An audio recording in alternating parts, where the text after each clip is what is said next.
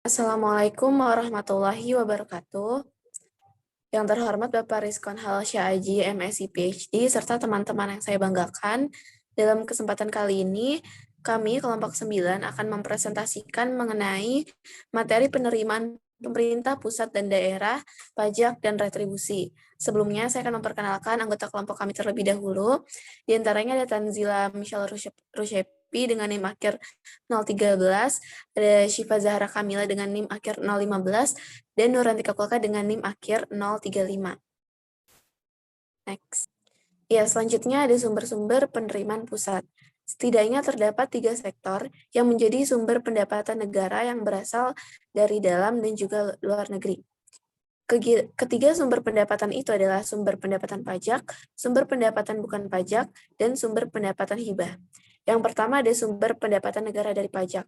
Sumber pendapatan dari pajak ini adalah yang tertinggi jika dibandingkan dengan pendapatan negara dari sektor lainnya. Sumber pendapatan dari pajak yang menyumbang sekitar 80% dari total pendapatan negara. Yang kedua ada sumber pendapatan negara bukan pajak. Selain pendapatan negara dari pajak, terdapat juga sumber pendapatan negara yang berasal dari bukan pajak, atau yang lebih dikenal dengan penerimaan negara bukan pajak atau PNBP. Dan yang ketiga ada sumber pendapatan negara dari hibah. Sumber pendapatan negara dari hibah menjadi salah satu sumber pendapatan negara, berbeda dengan sumber pendapatan pajak dan non-pajak yang berasal dari dalam negeri. Sumber pendapatan negara ini kebanyakan berasal dari luar negeri. Hibah pemerintah yang selanjutnya disebut hibah adalah setiap penerimaan negara baik dalam bentuk devisa atau devisa yang dirupiahkan, rupiah maupun dalam bentuk barang, jasa, surat berharga yang diperoleh dari pemberi hibah yang tidak perlu dibayar kembali, baik yang berasal dari dalam maupun luar negeri. Selanjutnya ada pajak pusat. Pajak pusat merupakan pajak yang dipungut oleh pemerintah pusat dan digunakan untuk membiayai rumah tangga negara pada umumnya. Nah, pajak pusat ini yang pertama terdiri dari pajak penghasilan atau PPH. PPH adalah pajak yang dikenakan kepada orang pribadi atau badan atas penghasilan yang diterima atau diperoleh dalam suatu tahun pajak. Selanjutnya ada pajak pertambahan nilai. PPN adalah pajak yang dikenakan atas konsumsi barang kena pajak atau jasa kena pajak di dalam daerah pabean dalam wilayah Indonesia. Yang ketiga ada pajak penjualan atau atas barang mewah atau PPNBM. Selain dikenakan PPM atas pengkonsumsian barang kena pajak, yang tergolong mewah juga dikenakan PPNBM. Yang dimaksud dengan barang kena pajak yang tergolong mewah adalah barang tersebut bukan merupakan barang kebutuhan pokok. Barang tersebut dikonsumsi oleh masyarakat tertentu. Pada umumnya, barang tersebut dikonsumsi oleh masyarakat berpenghasilan tinggi. Selanjutnya ada bea materai. Bea materai adalah pajak yang dikenakan atas pemanfaatan dokumen seperti surat perjanjian akta notaris, serta kwitansi pembayaran surat berharga, dan efek yang memuat jumlah uang atau nominal di atas jumlah tertentu sesuai dengan ketentuan. Selanjutnya ada pajak bumi dan bangunan. PBB adalah pajak yang digunakan atas kepemilikan atau pemanfaatan tanah atau bangunan. PBB merupakan pajak pusat, namun demikian hampir seluruh realisasi penerimaan PBB diserahkan kepada pemerintah daerah baik provinsi, kabupaten, maupun kota. Next.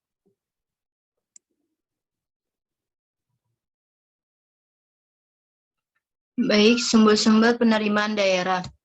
Yang pertama ada pendapatan asli daerah, yang dimana pendapatan ini merupakan penerimaan yang diperoleh dari daerah dari sumber-sumber dalam wilayahnya sendiri yang dipungut berdasarkan undang-undang, yang terdiri dari pertama pendapatan pajak daerah, pendapatan retribusi daerah. Pendapatan retribusi daerah ini terbagi menjadi retribusi jasa umum, retribusi jasa usaha, retribusi perizinan tertentu. Lalu ada lain-lain PAD yang sah, yaitu penerimaan jasa giro dan pendapatan dari pengembalian. Sumber kedua yaitu dari pendapatan transfer, merupakan pendapatan yang berasal dari entitas pelaporan lain seperti pemerintah pusat atau daerah otonom lain dalam rangka perimbangan keuangan, di mana pendapatan ini ada bagi hasil pajak, bagi hasil bukan pajak, dan juga dana alokasi umum dan dana alokasi khusus. Sumber yang ketiga yaitu dari lain-lain pendapatan yang sah. ada dana bagi hasil pajak dari provinsi dan juga dana desa. Pajak daerah adalah kontribusi wajib kepada daerah yang terutang oleh orang-orang pribadi atau badan yang bersifat memaksa berdasarkan undang-undang. Pajak daerah ini merupakan pajak yang dipungut oleh pemerintah daerah. Pembagian pajak daerah dalam administrasi negara, pemerintahan daerah terbagi menjadi pemerintah provinsi dan pemerintahan kabupaten atau kota. Jenis-jenis pajak pun dikelompokkan berdasarkan provinsi atau kabupaten kota. Nah, yang contoh pajak provinsi itu meliputi pajak kendaraan bermotor, bea balik nama kendaraan bermotor, pajak bahan bakar kendaraan bermotor, pajak air permukaan, dan juga pajak rokok. Sedangkan contoh pajak kabupaten atau kota meliputi pajak hotel, pajak restoran, pajak mineral bukan logam dan batuan, pajak parkir, pajak air tanah, pajak bumi dan bangunan berdasarkan pedesaan dan perkotaan atau yang disebut PBB P2, dan juga bea perolehan hak atas tanah dan bangunan. Ya. Retribusi daerah pemberian izin tertentu yang khusus di 2009. Retribusi daerah terbagi menjadi 3 golongan, yaitu retribusi jasa umum, retribusi jasa usaha, dan juga retribusi perizinan tertentu. Selanjutnya adalah mengenai jenis-jenis retribusi daerah.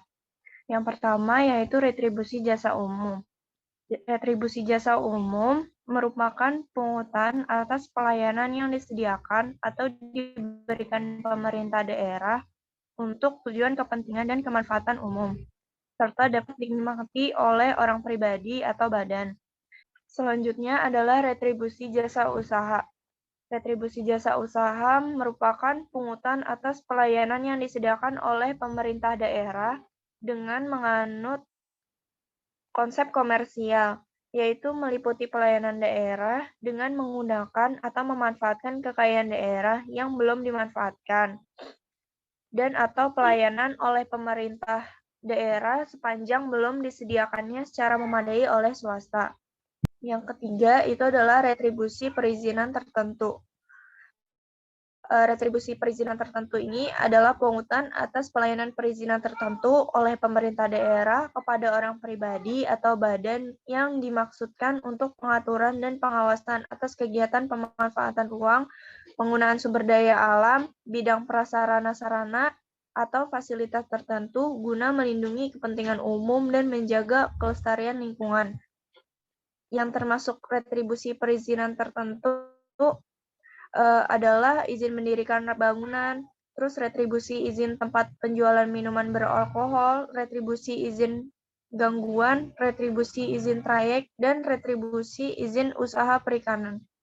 Mengenai studi kasus, yaitu dalam kelompok kami menganalisis mengenai pengaruh pajak daerah, retribusi daerah terhadap tenaga kerja daerah, dan pertumbuhan ekonomi di Kota Palangkaraya, Provinsi Kalimantan Tengah, yang ditulis oleh Dewi dan Budi tahun 2018.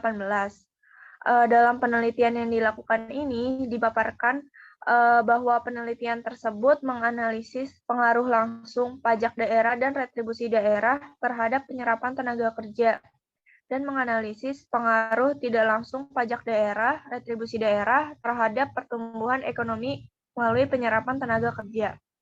Dari penelitian tersebut didapat hasil yang pertama, pajak daerah dan retribusi daerah berpengaruh positif dan signifikan terhadap penyerapan tenaga kerja.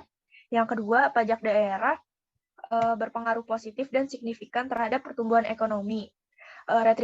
Sedangkan retribusi daerah tidak berpengaruh terhadap pertumbuhan ekonomi dan tenaga kerja tidak berpengaruh terhadap pertumbuhan ekonomi.